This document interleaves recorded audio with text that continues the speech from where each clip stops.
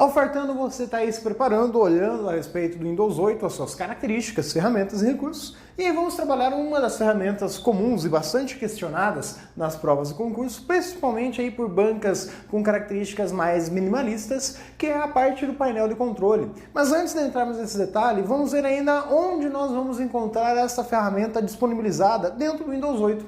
Porque o Windows 8 ele traz aquela tela inicial com as suas opções disponibilizadas ali dentro. Então você olha lá dentro da tela inicial, você tem acesso a uma das partes lá onde você tem os aplicativos, você tem os acessórios. Outro item que é listado junto a esses acessórios ali, meio que na sequência, é a opção Sistemas do Windows. Podemos chamá-las de outras ferramentas que temos ali, mas aqui a importância é destacar que são ferramentas e recursos do sistema operacional, justamente dentro daquele tipo de questão, o que pertence ao Windows, o que não pertence. Então aqui você já começa a encontrar essas características. Primeira opção é a opção Executar. Se você for comparar com o próprio Windows 7, você vai notar que ela mudou de lugar.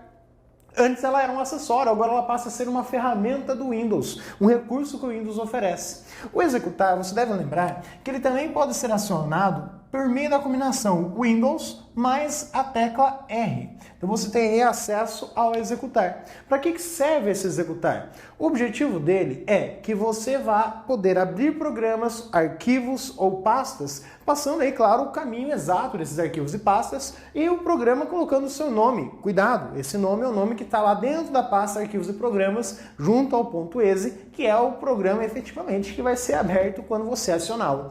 Então você tem esse acesso. Aqui, por exemplo, ao abrir a janelinha do Executar, se você digitar dentro dela Calc, que programa vai abrir? Cuidado, hein? Pegadinha de prova.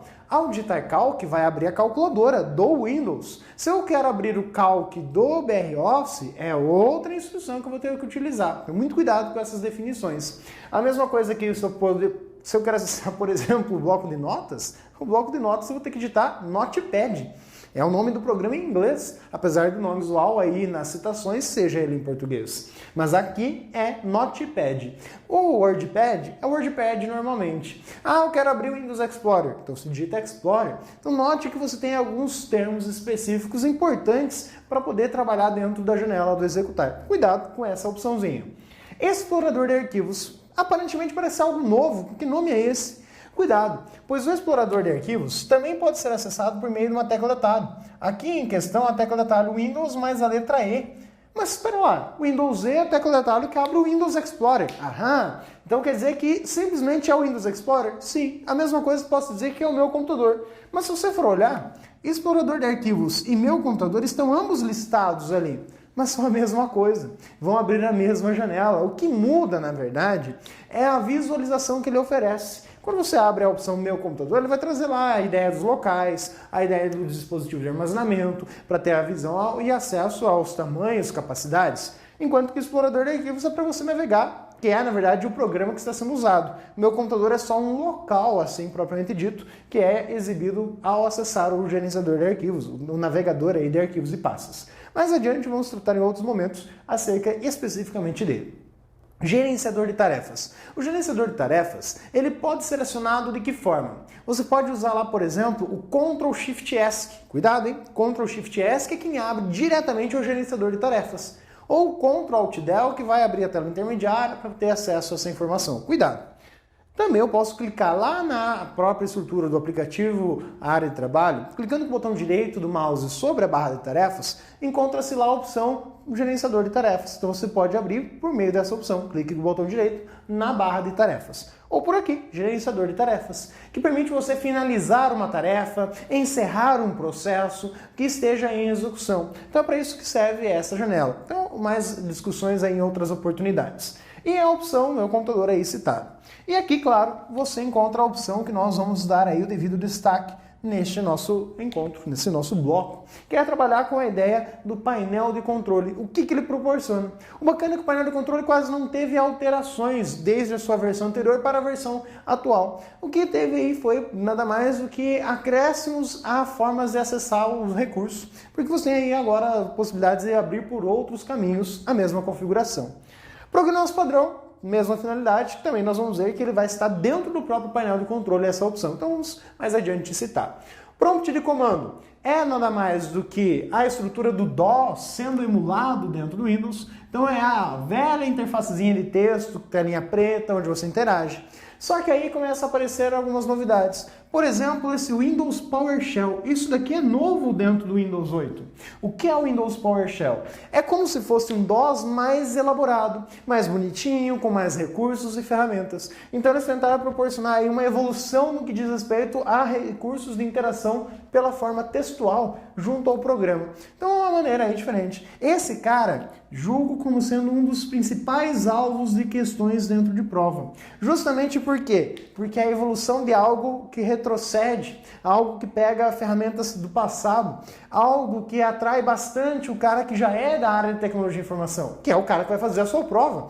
Então ele já vai ter um maior contato com esse recurso. Logo, ele tem aí a maior tendência de citar alguma coisa a essa ideia, que é a evolução do prompt de comando. Mas essa evolução, ela apresenta-se colocando os dois no mesmo programa. Não é um que mudou, simplesmente ele tem os dois. A velha interface e a forma mais nova com novos recursos. Claro que ainda é cedo para que eles queiram falar alguma coisa específica desses recursos. Por quê? Porque o usuário convencional, usuário desktop, doméstico ou mesmo profissional que vai estar trabalhando no dia a dia do serviço público, ele não vai ficar usando esse recurso.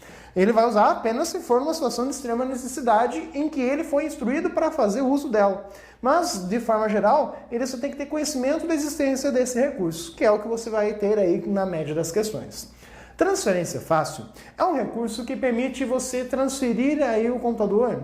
Mais ou menos isso. É a ideia de você pegar um computador antigo, formatar e colocar um novo sistema e poder trazer todas as configurações daquela versão anterior para esta nova versão. Ou mesmo da mesma versão, só que quando você formata.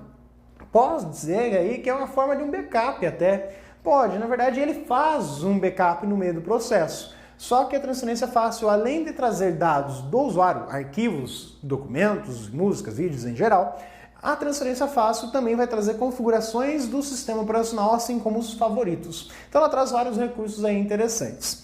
Além disso, um outro ponto extremamente importante aqui a ser enfatizado é a respeito do Windows Defender. Ele também aparece dentro do próprio painel de controle, então ele já existia no Windows 7? Já, mas o que mudou dele para o Windows 8? É que no Windows 7 ele era apenas anti-spyware. Simplesmente ele pegava programas espiões. A partir do Windows 8, ele já passou a agregar recursos de antivírus. Na verdade, eles meio que juntaram tudo. Pegaram o Microsoft, o Security Essentials, que era o antivírus da Microsoft, e pegaram seus recursos e ferramentas e colocaram tudo num cara só, que é o Windows Defender. Porque o nome pegou mais, é um nome que chamava mais atenção, até porque o Security Essentials era opcional. E esse cara já era instalado por padrão. Então, olha a safadeza. Você, quando instala o Windows 8, já vem com antivírus. Ela já está meio que impondo antivírus para você. Se você quiser instalar um outro, é interessante que você vá desabilitar esse cara para fazer uso de outro antivírus. Ela está apelando, querendo fazer uso aí exclusivo. É mais ou menos o que ela fez desde o começo com o Internet Explorer, competindo com a Netscape. Mas fazer o quê? É a competição de mercado e ela vai sempre puxar para o lado dela. Então o Windows Defender, além de ser anti-spyware, é também um antivírus e pode ser assim tomado dentro do Windows 8. No Windows 7, que se fosse dado algo, ainda ele era apenas anti-spyware. Cuidado dentro dessas vinculações acerca desta ferramenta. Então você tem aí no material figurinha a respeito desse cara, mas lá no finalzinho dentro do que tange justamente ao painel do controle. Então aqui apenas os conceitos iniciais acerca dessa estrutura. E aí entramos efetivamente no painel do controle. E você acessou ele ou ali pela tela inicial ou mesmo pelo próprio acesso lá dentro do que você tinha antigamente, que é aí acessar a estrutura do meu computador, encontrar este local, só que agora é um pouquinho diferente. Antes, quando você acessava o meu computador, ele era listado, o painel de controle, na janela do meu computador, aqui ao lado. Junto lá a opção de documentos, junto à opção locais de rede. Então você tinha ele listado aqui nessa lateral. Agora, se você for olhar a opção painel de controle, ela não está mais ali exatamente. Ela está lá naquela faixa de opções lá em cima.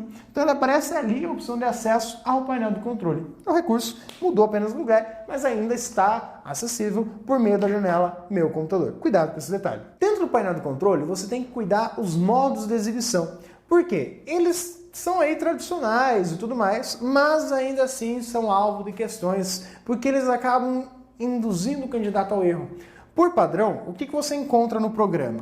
Por padrão, ele vai se apresentar utilizando o modo categoria.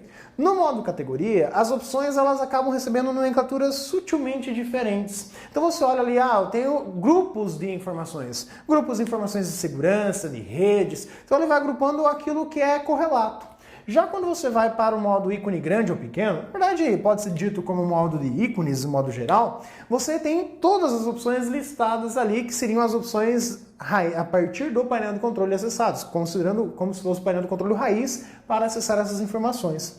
Então ele te lista ela mais especificamente. Porque às vezes pela categoria é meio chato ficar procurando, você tem que abrir um para depois abrir o outro. Mas o categoria ele ilustra outra ideia, de que quando você, por exemplo, acessa alguma das opções no modo ícone, você vai notar que a janela na qual aquela opção foi acessada, ela vai listar as outras ferramentas e recursos que também eram listadas ao acessar pela categoria. É mais ou menos assim, você acessou, você vai notar que aqui no painel à esquerda, dentro da opção que você abriu do painel do controle, vai estar aqui, eu queria acessar lá de segurança, gerenciador de dispositivo, essas coisas vão estar ali listadas, além daquela própria ferramenta que você abriu, que é, na verdade, a vinculação das categorias. Então, mesmo você indo pelo modo ícones, há vinculação ao modo categoria, que é meio que a base aí da estrutura. Tanto que é o padrão dentro do Windows 7, dentro do Windows 8, tranquilamente. Mas você tem aí os recursos, que são essas ferramentas que estão aí acessíveis dentro do próprio painel de controle. Aqui eu listei as suas nomenclaturas pela ideia dos ícones, simplesmente para podermos trabalhar todas as principais opções que são aí citadas dentro da prova. E aí você tem, claro, o caminho reverso, que é olhar para essa figura e ver em qual categoria ela se enquadra dentro da opção. Primeira opção aí de caráter importante é a opção backup e restauração. Qual é o argumento que eles podem trazer aqui? Principalmente a ideia acerca dos tipos de backup, como é feito, qual é a organização, mas também eles podem trazer acerca dos recursos de restauração, o quê?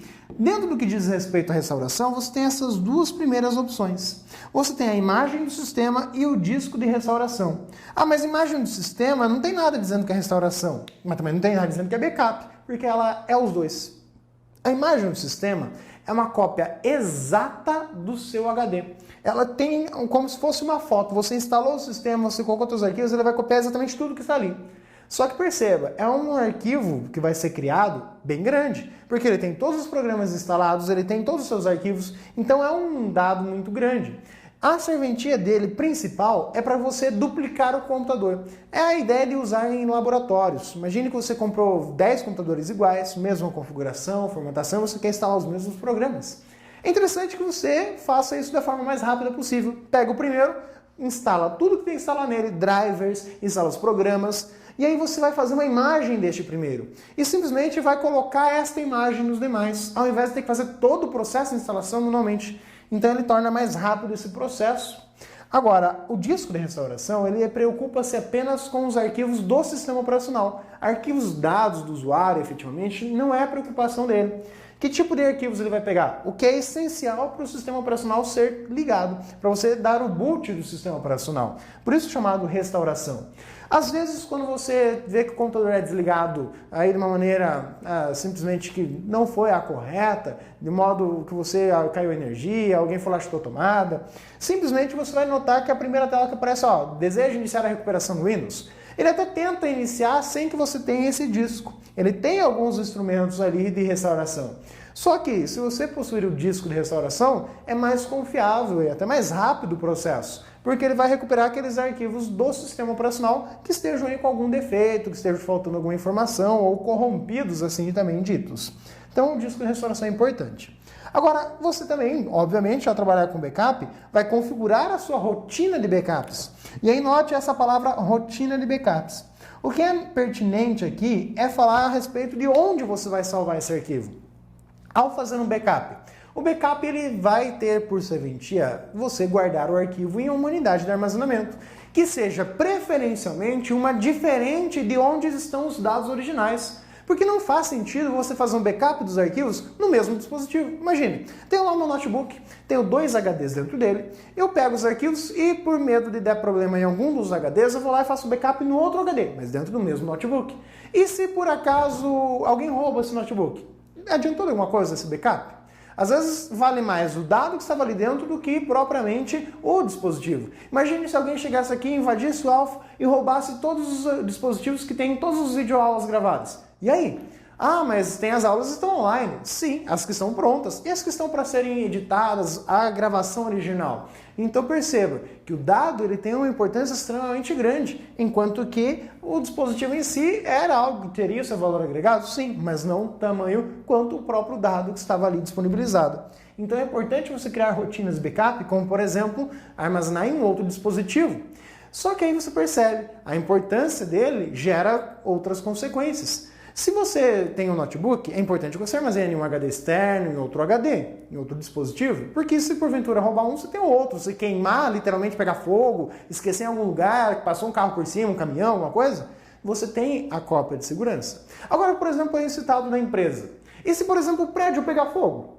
E só tem aqui nesse mesmo prédio as informações armazenadas. Adiantou de alguma coisa guardar o dado em outro dispositivo? Opa, não. Se torna interessante armazenar o dado em outro local físico, não apenas em outro dispositivo, em outro ambiente, justamente prevendo essas situações, roubos, acidentes meteorológicos, incêndios, tudo isso influencia na finalidade e objetivo do seu backup. Então você tem que pensar em tudo isso. O que é questionado aqui é, para poder fazer um segundo backup, eu preciso ter o primeiro em mãos? Não.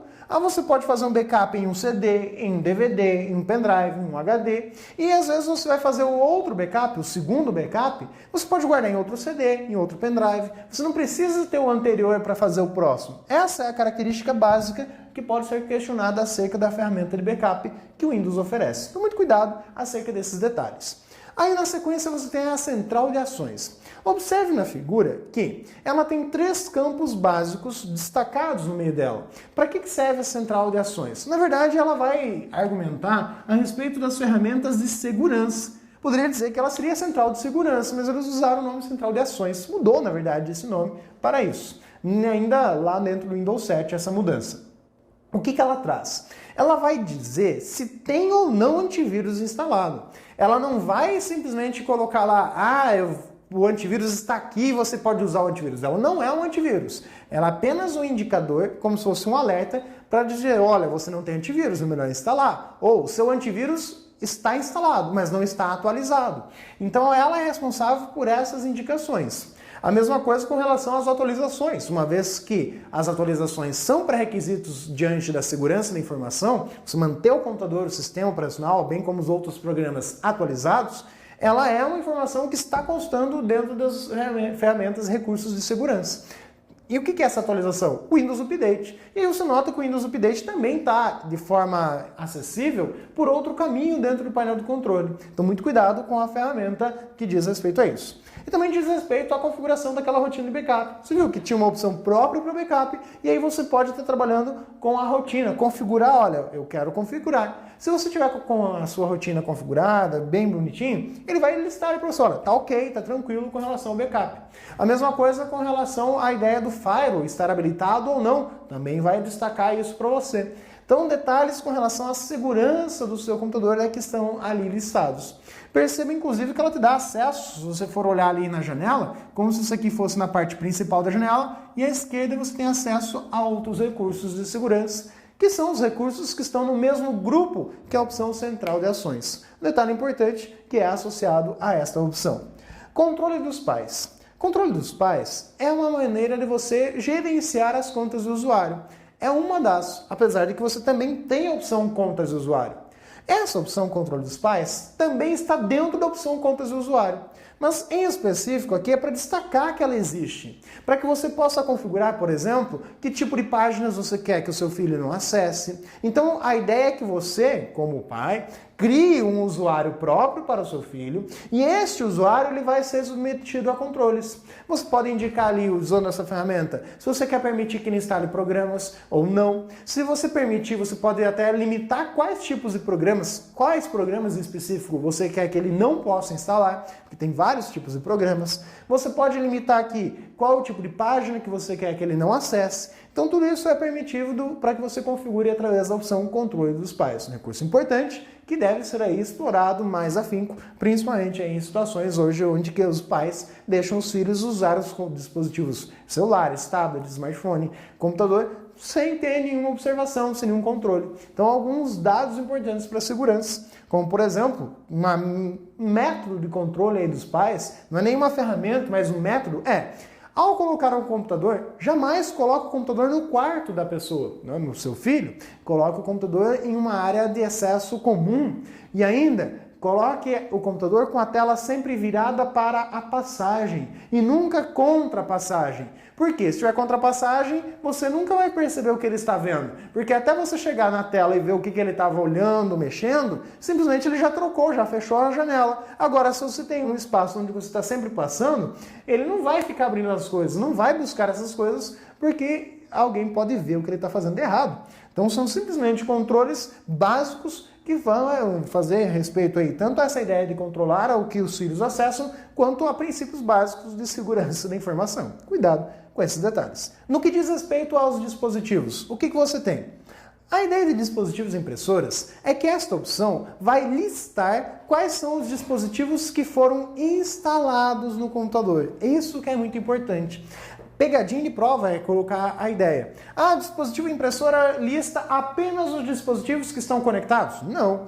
Uma vez que você tenha conectado em algum momento esse dispositivo no seu computador e tenha instalado o driver do dispositivo, ele passará a estar listado aqui, principalmente no que diz respeito a impressoras. Se você tem lá 10 impressoras, você instalou as 10 impressoras porque em algum momento você usou ela, e, na verdade, você só tenha uma ou nenhuma conectada, todas as demais que você instalou em algum momento vão estar listadas ali ainda assim, para que você faça as configurações de, por exemplo, essa aqui vai ser a impressora padrão, essa impressora aqui que é a padrão, eu vou utilizar essas configurações por padrão para ela. As outras impressoras, caso eu use essa aqui, eu vou usar essa configuração, caso eu use outra, eu vou usar outra configuração. Porque é por meio dessa opção que você vai ter acesso a isso, a configurar as características e recursos padrões de cada uma das impressoras, bem como definir qual será a impressora padrão. E com relação ao Fire do Windows? O Fire do Windows ele vai te dar acesso à janela que, primeiro, permite você ativar e desativar o Fire do Windows, vai estar na verdade à esquerda ali da janela a opçãozinha, como também você configurar. E aqui você tem acesso às opções avançadas do Fire.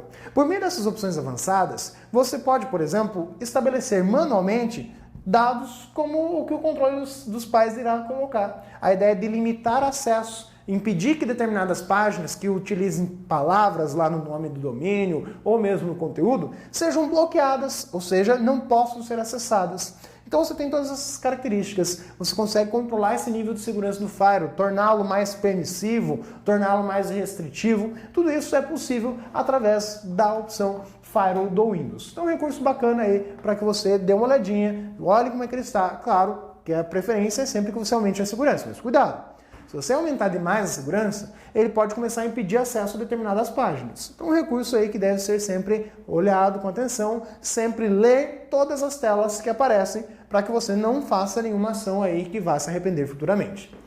Data e hora.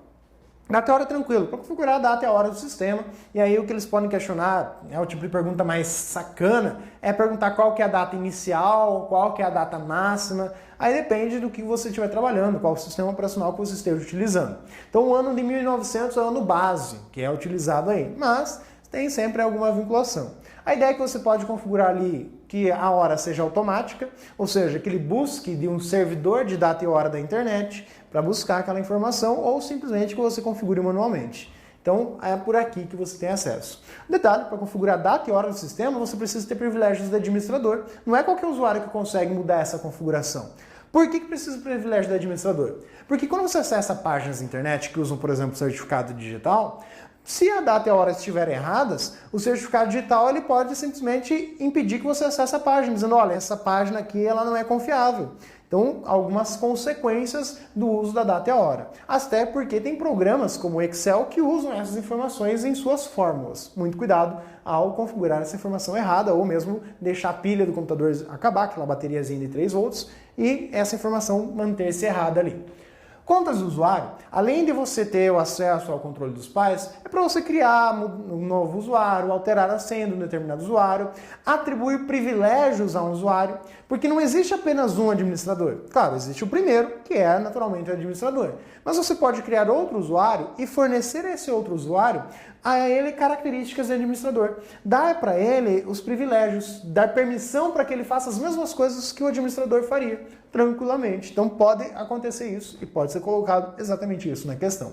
Central de rede e compartilhamentos é o que vai listar para você as configurações da conexão com a rede sem fio, cabeada, listar quais são os dispositivos que você tenha acessíveis, quais são as configurações, níveis de segurança. Então tudo isso aí vai estar listado essa rede. Às vezes você está tentando conectar uma rede e não está conectando, está caindo. Você vai lá, remove essa rede, exclui ela, cria de novo. Tudo por meio dessa opção. A opção de solução de problemas, às vezes também você tem acesso a ela por aqui.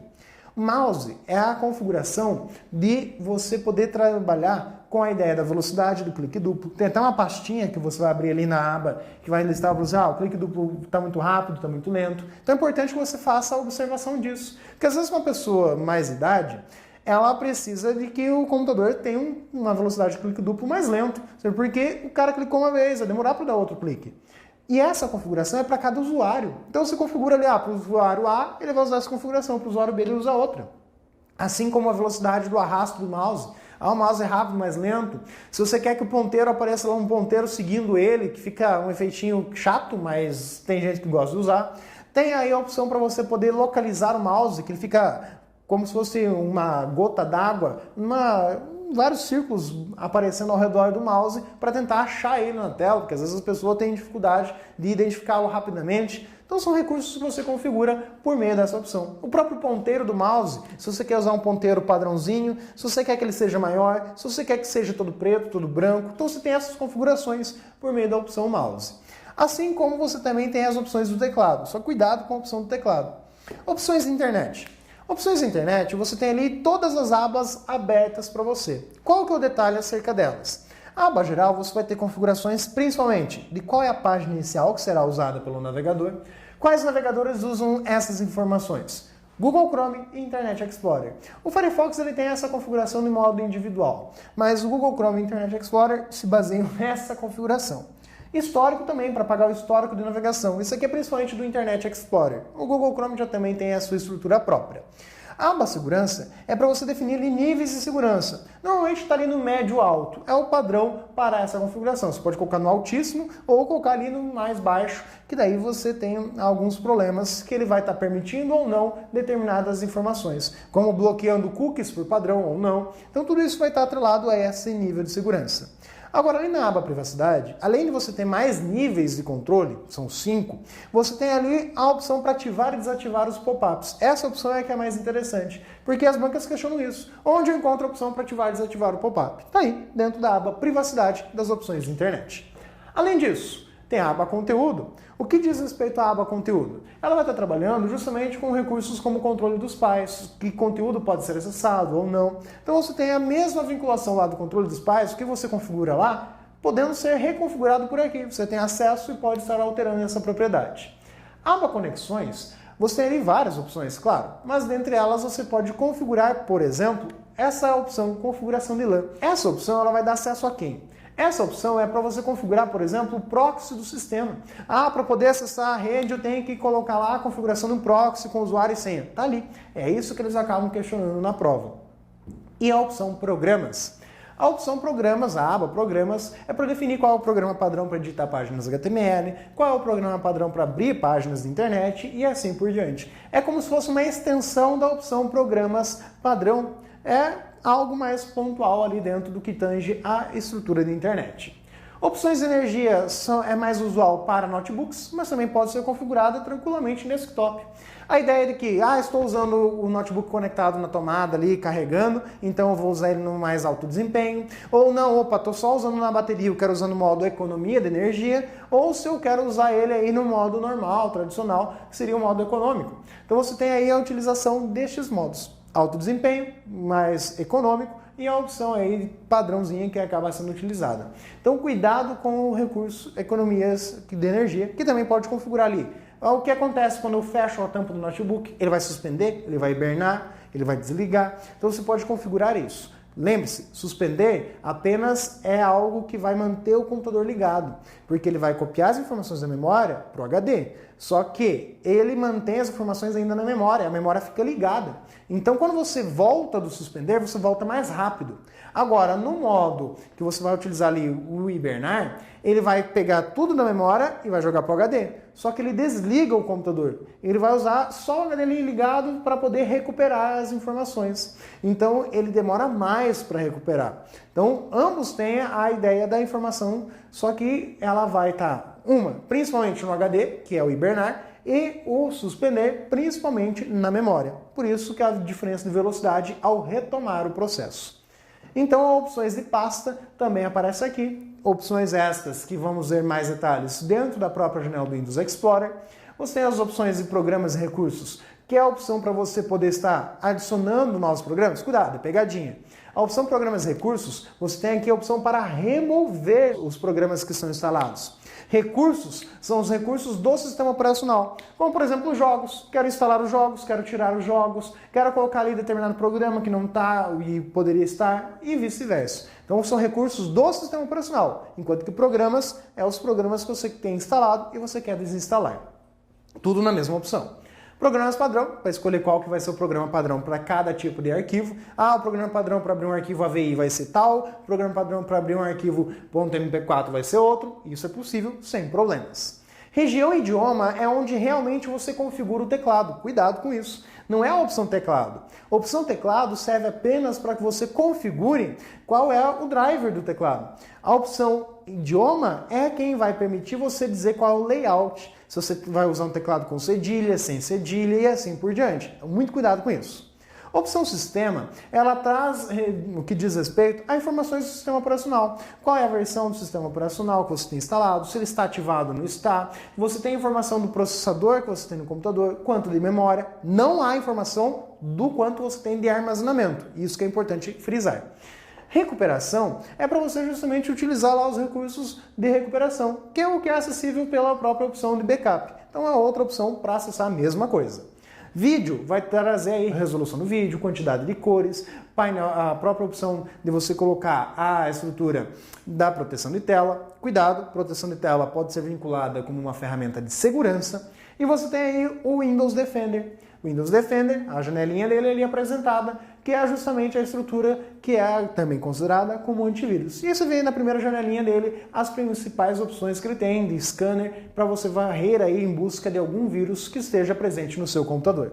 E as atualizações automáticas, que por padrão devem estar habilitadas como um mecanismo de segurança. Então todos esses são recursos principais, não são todos, que você encontra dentro do painel de controle. Muito cuidado com eles, use eles, dê uma olhadinha, configure o seu computador à necessidade que você tem e aí vejamos exatamente o que eles mostram dentro dos exercícios. Me acompanhe. O sistema operacional Windows possui um painel de controle que permite que se controlem dispositivos que ajudam na segurança do sistema, especialmente no acesso pela internet. Entre esses dispositivos estão o Firewall, atualizações automáticas e proteção contra vírus. Tal painel de controle é ferramentas administrativas, opções de internet, central de ações, conexões de rede ou opções de acessibilidade. Onde dentro do sistema operacional nós encontramos a ferramenta para acesso a recursos de segurança? No painel de controle e dentro da opção central de ações. Tranquilo essa questão. Próxima. O Windows Defender é um software que verifica se a cópia do Windows instalada no computador é legítima, uma versão do Windows, um dispositivo de hardware que instalado no computador evita seu uso por pessoas não autorizadas, um software anti-spyware incluindo no Windows, uma campanha de marketing da Microsoft incentivando os usuários a adquirirem cópias legítimas do Windows. Perceba que aqui ele traz a ideia do Windows Defender como a sua essência, um anti-spyware. Posso dizer que ele é isso? Posso, porque você tem uma prova de múltipla escolha, então não há alternativa melhor. Mas lembre-se que além de anti-spyware, ele também é antivírus a partir dentro do Windows 8.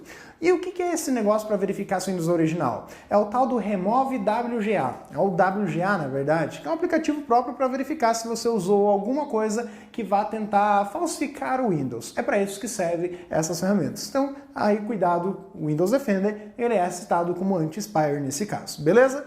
Espero que você tenha ficado atento aos recursos, que você vá lá usar o computador e dê uma fuçadinha para ficar mais atento conhecer melhor essas ferramentas. Beleza? Um forte abraço, até mais!